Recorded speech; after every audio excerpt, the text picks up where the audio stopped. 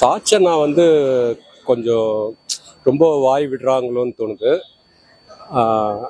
நிறைய பேசுகிறாங்க, அப்புறமா தான் ஃபீல் பண்ணுறாங்க அது தப்புன்னு. இப்போலாம் ரொம்ப ஆர்கியூமெண்ட் வைக்கிறாங்க சாச்சனா. அநேகமாக இந்த வாரம் வந்து இவர் சிவா அவர் வெளியேற வாய்ப்பு இருக்குன்னு நினைக்கிறேன். ஆமாம், ரொம்ப ஒஸ்ட்டாக பண்ணாங்க. ரொம்ப நல்லாவே இல்லை, என்டர்டெயின்மெண்ட்டாகவே இல்லை. அது வந்து விஜய் சாரே பேசுவார்னு நினைக்கிறேன் அதை பற்றி. ரஞ்சித் சார் இன்னும் அவங்களாம் வந்து இன்னும் வாய் திறக்கவே இல்லை. அவங்களாம் இது வரணும், வெளியே பேசணும். அவங்களாம் இன்னும் இருந்தால் சுவாரஸ்யமாக இருக்கும் இந்த கேம். இப்போ சௌந்தர்யா வச்சு ஒரு ரோஸ்ட் பண்ணாங்கல்ல, அது பார்க்க கொஞ்சம் கஷ்டமாக தான் இருந்துச்சு. ஆனால் சில பேர் உண்மையை சொன்னாங்க அதில். அதுக்கு வந்து இவங்க ஒரு திரும்ப ரோஸ்ட் பண்ணும்பொழுது கால் மேலே கால் போட்டு கொஞ்சம் ரூடாக எல்லாரையும் பாய்ஸ்லாம் நிற்க வச்சு பேசுனது வந்து கொஞ்சம் ஓவராகவே இருந்தது. ஆனால் சௌந்தர்யாவை ரோஸ்ட் பண்ணது வந்து அதிகபட்சமாக இருந்தது. இதெல்லாம் ரொம்ப பேசுனாங்க சாச்சனா. அவங்களுக்குன்னு ஒரு நியாயம் வரும்பொழுது ஒரு சின்ன விஷயத்துக்கு சாப்பாடுன்னு சொன்னாலே ஏன் சாப்பாடை பற்றி பேசுகிறீங்க, வேறு டாபிக் ஏதாவது பேசுங்கன்றாங்க.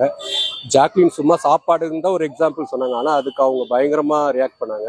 ஆனால் அது வந்து சௌந்தர்யாவை பற்றி பேசும்பொழுது சாச்சனாக்கு தோண மாட்டேங்குது, பயங்கரமாக பேசணும். அதே மாதிரி வர்ஷினி வந்து வைல்ட் கார்டு என்ட்ரியாக தான் இப்போ வந்திருக்கிறாங்க. அவங்க வந்து சௌந்தர்யாவை வந்து பயங்கரமாக ரோஸ்ட் பண்ணி எடுத்துட்டாங்க. ஆமாம், அது வந்து தப்புங்க. அந்த மாதிரி ஒரு இது பண்ணுறது வந்து நல்லா இல்லை அவ்வளோவா. ஆக்சுவலி வர்ஷினியே சரியாக விளையாடுறது இல்லை. அவங்க வந்து இந்த மாதிரி இது பண்ணுறது அதிகமாக தான் இருக்குது. வர்ஷினி கூட இந்த வாரம் போகிறதுக்கு எலிமினேட் ஆகிறதுக்கு நிறைய சான்சஸ் இருக்குது.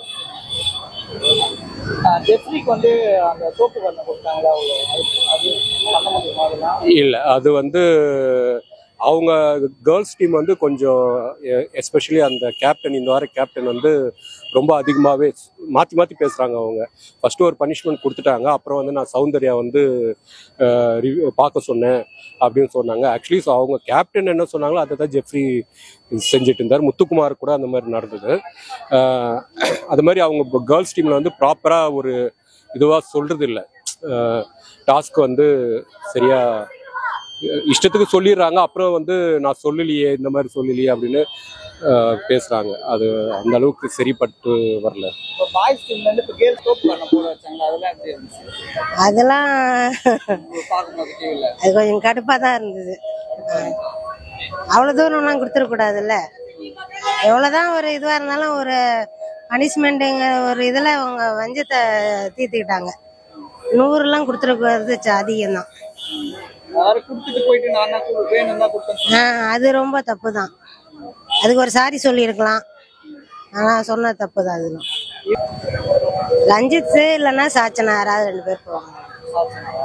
ரஞ்சித் வந்து எதுவுமே பண்ணல, அவர் வேஸ்டாக தான் அவர் இருந்துகிட்டு இருக்கிறாரு. எல்லாத்துக்கும் நல்லவங்களா இருந்துகிட்டு இருக்கிறாரு. சரி, விஜய் சேதுபதி கரெக்டா பண்றாரா? கரெக்டாக தான் கேட்குறாங்க, நல்லா தான் அவர் கேட்குறாங்க, கரெக்டாக கேட்குறாங்க. அவருடைய பாயிண்ட் நல்லா எடுத்து வைக்கிறாங்க. ஆனால் அதே மாதிரி எதிர்கேள்வியும் நல்லா இதாக கேட்குறாங்க. ஆக்சுவலாக அவங்க சூப்பராக விளையாடுறாங்க கேம். எனக்கு ரொம்ப பிடிச்ச கண்டஸ்டன்ட் அருண்.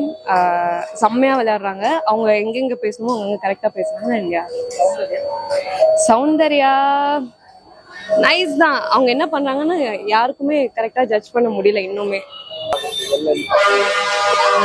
கேர்ள்ஸ் கொடுக்குற டாஸ்க் வந்து அதான் சொல்கிறேனே சார், அது வந்து அந்தளவுக்கு இதுவாக இல்லை, ஒர்த்தாக இருக்க மாதிரி தெரியல. ஏதோ கொடுக்கணுமேன்ட்டு அவங்க கொடுத்தாங்களே, நம்ம லிவிங் ஏரியா இதுவெல்லாம் கிச்சன்லாம் நம்ம இது பண்ணும்போது யூட்டிலைஸ் பண்ணும்போது அது மாதிரி பதிலுக்கு நம்மளும் ஒரு ரிவெஞ்ச் எடுப்போன்ற மாதிரி கொடுக்குற மாதிரி இருக்குது. ப்ராப்பராக இன்னும் யாரும் வந்து டாஸ்க்னால் இப்படி தான் இருக்கணுன்ற மாதிரி கொடுக்குற மாதிரி தெரியல. எஸ்பெஷலி கேப்டன், அவங்க பேர் மஞ்சரி. ஆனந்திலாம் வேஸ்ட்டுங்க. அந்த ஆனந்தியெல்லாம் அவ்வளோவா பண்ணுறதில்ல. எனக்கு தெரிஞ்சு சௌந்தர்யா ஓகே, சௌந்தர்யா கொஞ்சம் நல்லா பண்ணுறாங்க. அந்த பக்கம் வந்து முத்துக்குமரன், ராணுவ வந்து போன வாரம் செம்மையாக கலக்கிட்டாரு.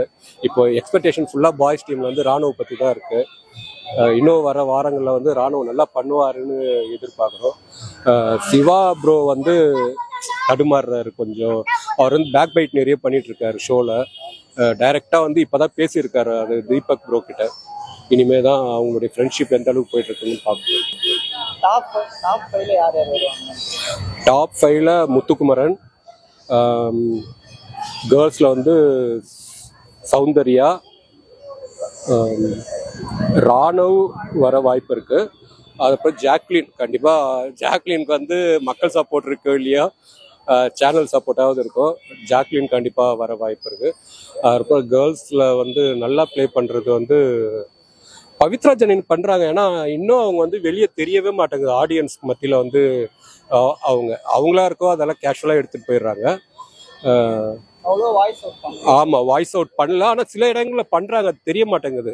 அது அப்படியே அவங்க வந்து காமாக இருக்கிறதுனால அதை வந்து மற்றவங்களாம் யூட்டிலைஸ் பண்ணிக்கிறாங்க. விஷால் வரத்துக்கு வாய்ப்பு இருக்குது. ரயான், இப்போ வைல்ட் கார்டில் வந்த ரயானோ, சிவா ப்ரோவோ, வர்ஷினியோ ஆல்ரெடி இவங்க போயிட்டாங்க, ஒரு வைல்ட் கார்டு என்ட்ரி போயிட்டாங்க வெளியே. இப்போ இருக்கிற மீதி இருக்கிற அந்த 5 பேரில் வந்து கொஞ்சம் நம்பிக்கை கொடுக்குற ஆளுன்னு பார்த்தோம்னா ராணுவ தான் இப்போ இருக்கிறாரு. அவருக்கு கொஞ்சம் டாப் 5ல வர வாய்ப்பு இருக்குன்னு நினைக்கிறேன்.